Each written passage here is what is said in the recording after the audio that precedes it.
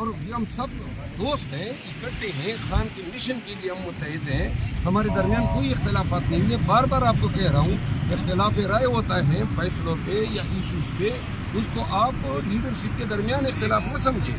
ہمارے ہاں collective wisdom سے فیصلے ہوتے ہیں. کوئی بھی ایشو آتا ہے اس پہ ہم ڈسکشن کرتے ہیں، ایک ممبر صاحب ایک رائے رکھتا ہے، دوسرا دوسری رائے رکھتا ہے. یہ ان کے درمیان ذاتی اختلافات یا پارٹی کی سطح پہ اختلافات نہیں ہوتے، کچھ ایشو اسپیسیفک پہ اختلافات ہو سکتے ہیں. میں نے نہ کوئی معذرت اور کمیٹی ٹیم نے کسی سے مانگی ہے، نہ اگر میں غلطی کروں گا تو ضرور مانگنے میں مجھے کوئی عار نہیں ہے. لیکن یہ خود ساختہ معافیاں جو میڈیا میں پلانٹ کی جا رہی ہیں، مہربانی کریں اس سے پرہیز. اچھا مرد صاحب ایک اہم معاملہ ہوا ہے، وفاقی حکومت نے جو ہے وہ ایئر چیف مارشل کو توسیع دی ہے.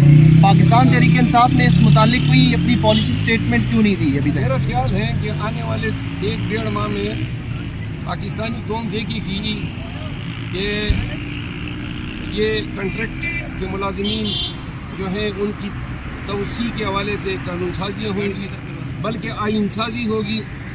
ہمارے پاس خبریں یہ ہیں کہ PMLN اور ان کے جو دیگر ساتھی ہیں یہ مل کے کانسٹیٹیوشنل امینڈمنٹ لا رہے ہیں، اور ہائی کورٹ اور سپریم کورٹ کے جج صاحبان جو ہیں ان کی عمروں میں 2 سے 3 سال تک اضافہ کرنے والے ہیں.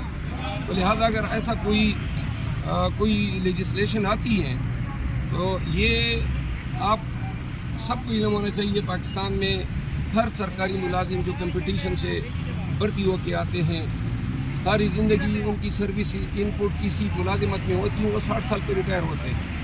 پہلی تفریق آپ نے 63 سال ہائی کورٹ کی جج کی کر دی اور سپریم کورٹ کے لیے 65 سال کر دی. اب آپ اس کو 68 سال پہ لے جا رہے ہیں اور ہائی کورٹ کے جج کو آپ 65 سال پہ لے جا رہے ہیں.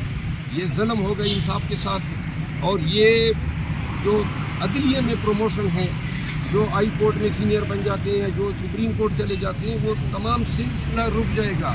اور یہ اس وقت پہ اگر کوئی اس طرح لیجسلیشن لائی جاتی ہے تو قوم جو ہے اس کو شک کی نظر سے دیکھے گی. قوم یہ تصور کرے گی کہ اس کے پیچھے سیاسی مقاصد کا پنہا ہے. اور دنیا بھر میں جج صاحبان کی عمریں ریڈیوس کرنے کی کوشش ہو رہی ہے تاکہ فریش مائنڈ آئے، وہ فیصلے کرنے کی صلاحیت زیادہ رکھتے ہیں. آپ دیکھیں نہیں، آپ یہ صرف اس کے فائنینشیل امپلیکیشن بہت زیادہ ہوں گے.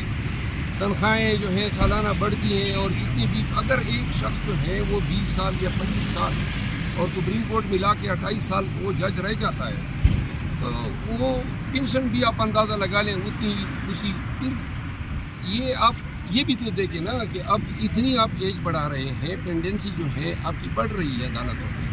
نظامی انصاف کا سلسلہ جو ہے کما ہوا نظر آ رہا ہے.